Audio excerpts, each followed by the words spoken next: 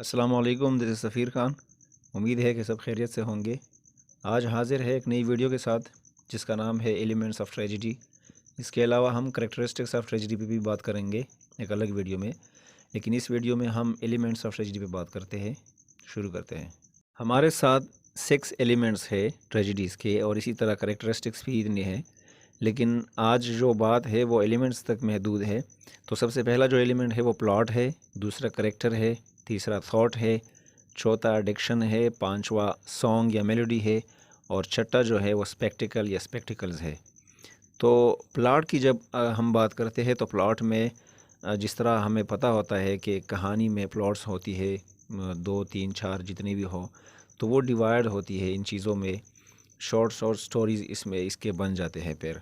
तो इसको the soul of a drama कहते हैं। चूँकि हम ड्रामा की बात कर रहे हैं ट्रेजेडी की, तो इसलिए हम यहाँ ये कह रहे हैं कि the plot is the soul of a drama, या इसको द अरेंजमेंट ऑफ इंसिडेंट्स भी कहा जाता है। जितने वाक़यात होते हैं, वो एक्सीडेंट्स हो या कुछ और पॉजिटिविटी हो उसमें, वो जितने भी इंसिडेंट्स हैं वो उसके अरेंजमेंट को हम प्लॉट कहते हैं।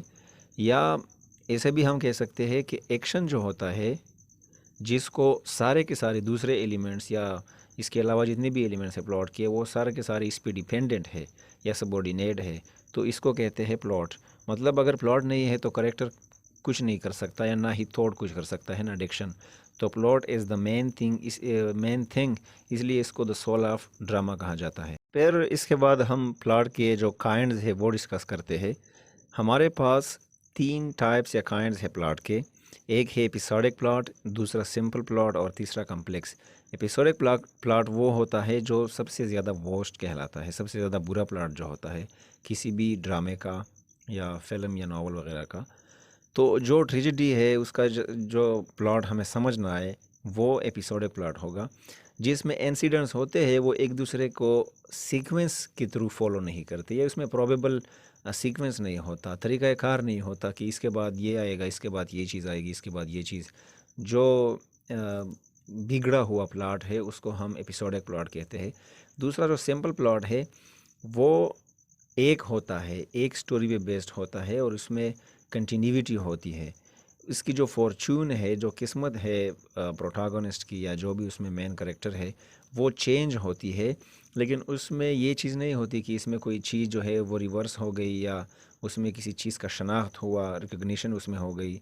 तो सिंप्लिसिटी से जो चीज़ चल रही होती है कि एक हीरो बड़ा हो गया, उसके बाद जवान हुआ, उसके बाद बूढ़ा हुआ, उसके बाद उसके साथ कोई ट्रेजेडी वगैरह हुई, ये है सिंप्लिसिटी, सिंपल प्लॉट। तीसरा कम्प्लेक्स प्लॉट है और इसमें फॉर्च्यून जो है वो चेंज हो जाता है, लेकिन रिवर्सल से जिस तरह एडिपसरेक्स हमने पढ़ा है, तो जवानी में या बचपन में वो गलती जो उसको याद आ जाती है उसके पेरेंट्स को या हीरो को, तो वो रिवर्सल है या रिकॉग्निशन शनाख्त हो जाती है। दोनों भी एग्जांपल हम एडिपसरेक्स से ले सकते हैं। तो ये जो चीज़ है इसको कहते हैं हम कम्प्लेक्स प्लॉट। इसके बाद दूसरा जो एलिमेंट है उसे करेक्टर कहते हैं।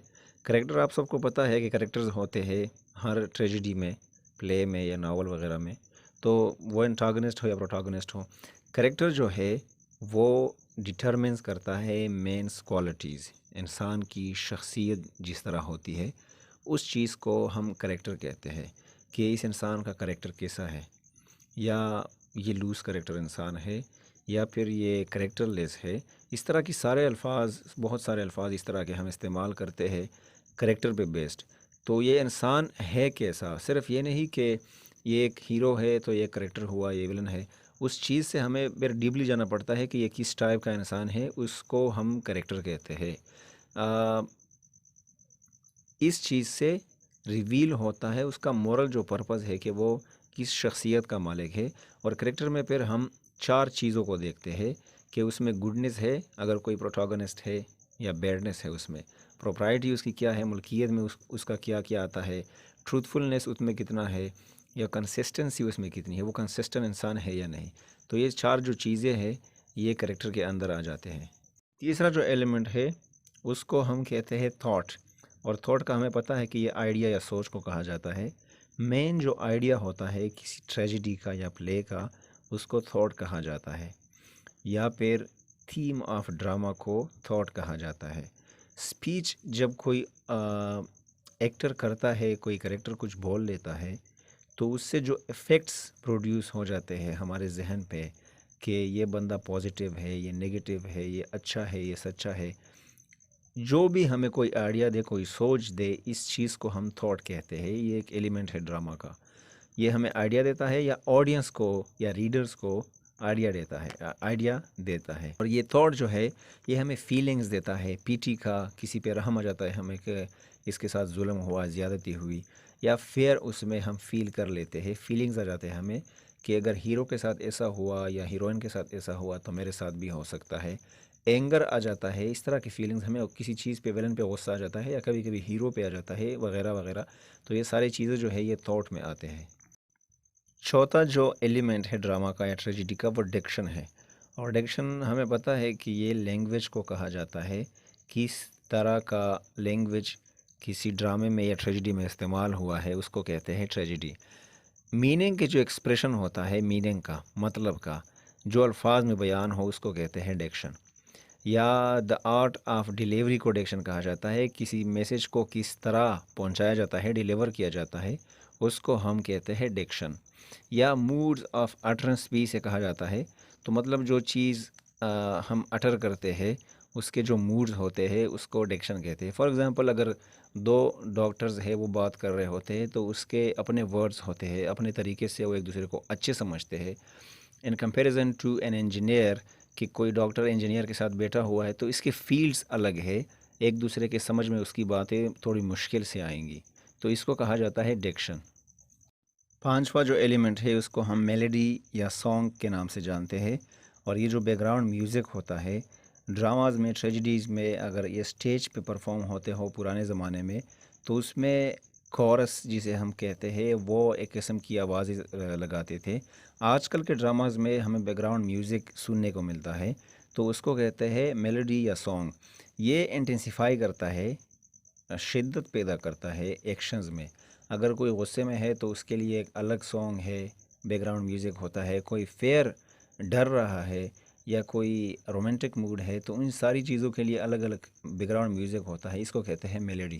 सबसे लास्ट में जो 6th नंबर पे एलिमेंट है उसको स्पेक्टिकल कहा जाता है। और ये पूरा का पूरा सेटिंग होता है, एज अ होल जो सेटिंग होता है किसी ट्रेजेडी ड्रामे का, उसको हम स्पेक्टिकल कहा जाता है। सेटिंग से मुराद वो नहीं कि प्लॉट्स किस तरीके से है, टाइम, एक्शन, ये चीज़ें, सीक्वेंस, ये नहीं। सेटिंग से मुराद मेरा ये है कि उसके कॉस्ट्यूम्स जो है एक्टर्स के वो किस तरह है, कपड़े जो पहनने जाते हैं हीरो के, विलन के, किसी बादशाह या मलका के, सीनरी जो है वो किस तरीके की है, जेस्चर्स जिस तरह की वो बातें करते हैं, ऑफ एक्शंस, उसके काम का, उसके किरदारों का। तो इन सारी चीज़ों को हम स्पेक्टिकल कहा कहते हैं। और स्पेक्टिकल्स जो है ये ऑडियंस के लिए इमोशनल अट्रैक्शन रखते हैं।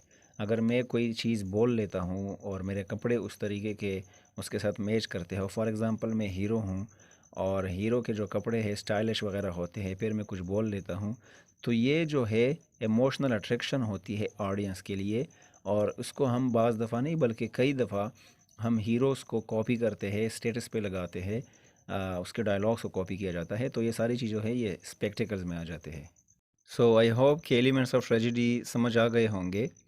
और अगली वीडियो में हम इंशाल्लाह करेक्टरिस्टिक्स पे बात करेंगे, या किसी भी वीडियो में हम आगे जाके इस चीज़ पे बात करेंगे। अपना बहुत सारा ख्याल रखिए। Thank you very much.